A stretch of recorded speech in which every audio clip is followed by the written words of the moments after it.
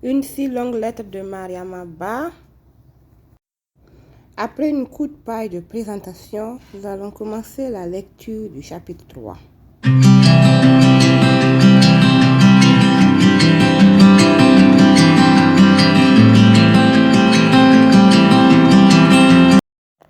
Le troisième jour, même allée et venue d'amis, de parents, de pauvres et d'inconnus. Le nom du défunt, populaire, a mobilisé une foule bourdonnante. Accueilli dans ma maison, dépouillé de tout ce qui peut être volé, de tout ce qui peut être détérioré. Des nattes de tout genre s'étalent partout où elles trouvent place. Des chaises en fer, louées pour la circonstance, bleuissent au soleil.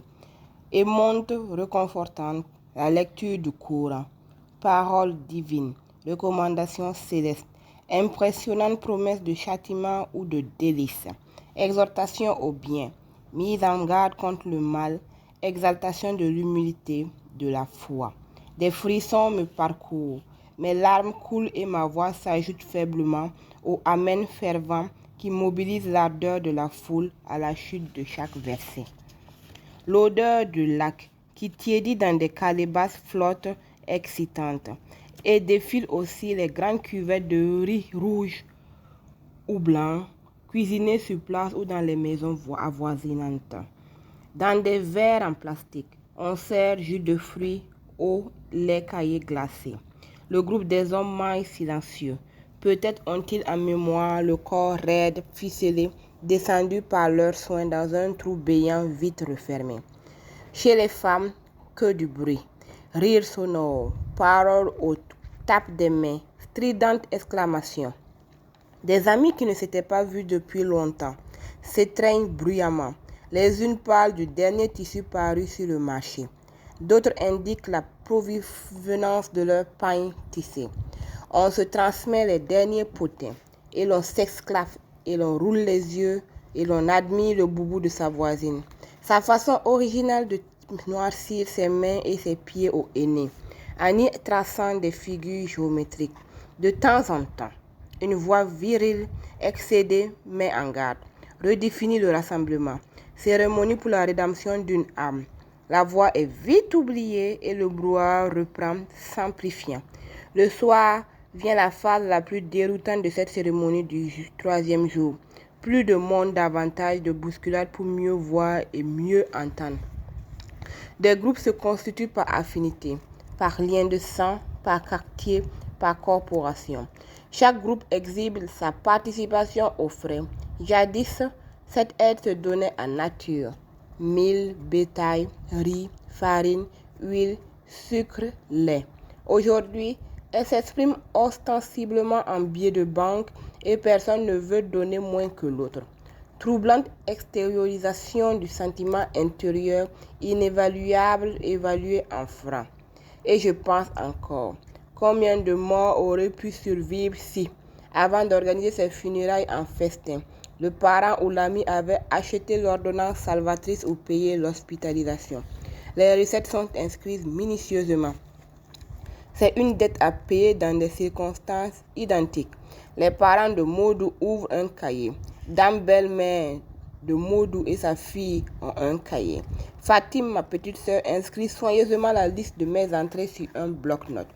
Issue d'une grande famille de cette ville, ayant des connaissances dans toutes les couches sociales, institutrice ayant des rapports aimables avec les parents d'élèves, compagne de Modou depuis 30 ans, je reçois les sommes les plus fortes et de nombreuses enveloppes. L'intérêt que l'on me porte me grandit aux yeux d'autrui et c'est au tour de dame belle-mère d'être courroucée. Nouvellement entrée dans la bourgeoisie citadine par le mariage de sa fille, elle récolte aussi des biais. Quant à son enfant, muette, hagard, elle demeure étrangère au milieu qui l'environne. Les interpellations de nos belles-sœurs la sortent de sa torpeur. Elles entrent en scène après s'être consultées. Elles ont cotisé l'exorbitante somme de 200 000 francs pour nous habiller. Hier, elles nous ont offert l'excellente diacrie pour étancher notre soif. La griotte de la famille, Fall, est fière de son rôle de liaison transmise de mère en fille. 100 000 francs la branche maternelle, 100 000 francs la branche paternelle. Elle compte les billets bleus ou roses, un à un, les exhibe et conclut. J'ai beaucoup à dire sur vous, Fall, petit-fils de Damel Madiodio, qui ont hérité d'un sang royal. Mais l'un de vous n'est plus. Aujourd'hui n'est pas un jour joyeux. Je pleure avec vous, Modou, que je qualifiais de sac de riz, car il me donnait fréquemment un sac de riz. Recevez donc les sommes, vous les dignes veuves d'un homme digne. Chaque veuve doit doubler sa part, comme sera doublée l'offrande des petits-fils de Modou, représentés par la progéniture de toutes ses cousins et cousines. Notre belle famille emporte ainsi des liasses laboureusement complétées et nous laisse dans un dénuement total, nous qui aurions besoin de soutien matériel.